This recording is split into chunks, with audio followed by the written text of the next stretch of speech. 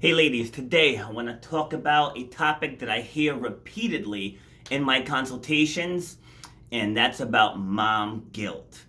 So I'm going to give you some steps today to how to cope with the mom guilt, and so how you can focus on yourself without feeling that shame.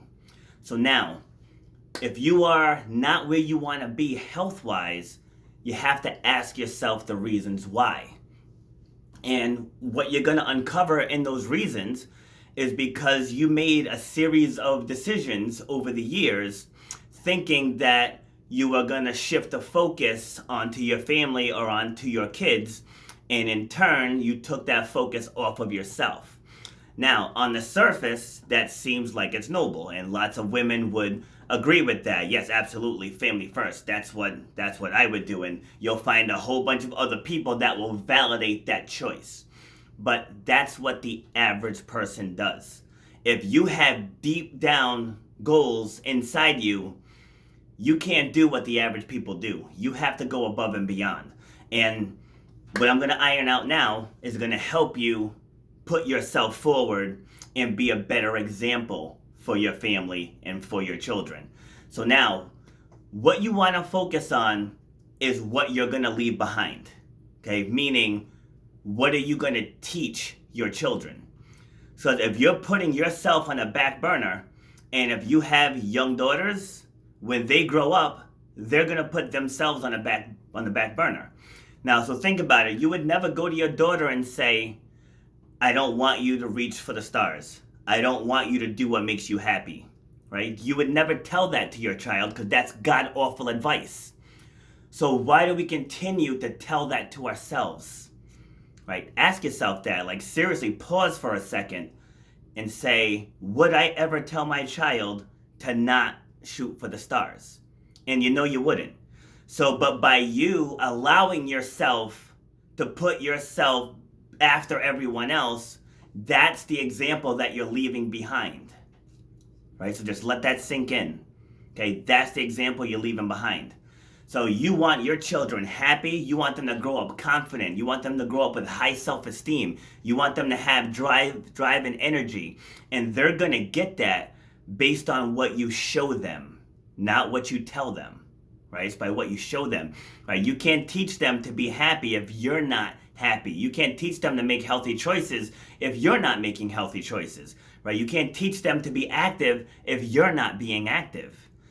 And getting back to you now, if you are not reaching for your goals, then inside you're unfulfilled and you're slowly killing your spirit. So when you work out, you're going to gain more energy, your endorphins are higher, you're going to be surrounded by other people who are on a mission to better themselves.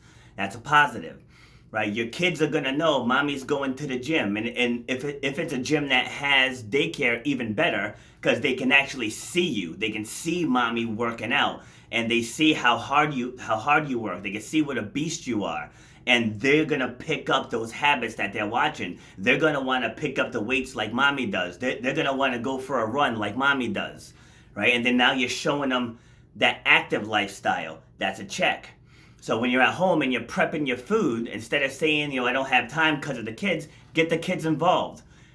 Cut up some vegetables, have the kids bag it, have the kids write the labels, and now they're learning how to meal prep. They're learning nutritional habits. Check. Carrying your gallon of water. The kids are going to understand that life isn't just milk, soda, and juice. Like, they have to know that their bodies need water. And if you're drinking an adequate amount of water per day, your kids are going to want to drink an adequate amount of water per day. And that's another check, right? So there's 4 things right there that we just ironed out. There's absolutely nothing to be guilty of. So you're not actually putting yourself ahead of everyone else. Like, you are the shining example. So the things that you do and the effort that you put forth, they're going to make you healthier. They're going to make you happier. You're going to inspire your friends who are not on a healthy path. You're going to inspire them to want to get healthier. Your significant other, if they're not involved, at some point, they're going to join you in some form of physical activity. And you guys are going to do more family-friendly things that are more fitness-related. That's another check. So there's absolutely nothing to be guilty, to feel guilty about by taking care of yourself, because everyone around you is going to benefit. And that legacy that you're going to leave behind is going to be better for your children, because they're going to learn that being healthy and active and keeping themselves physically fit is going to be beneficial to their own happiness. All right, so hopefully you're going to get out there, you're going to put yourself first, which in turn everyone else in your circle is going to benefit from it. So thank you and have a great day.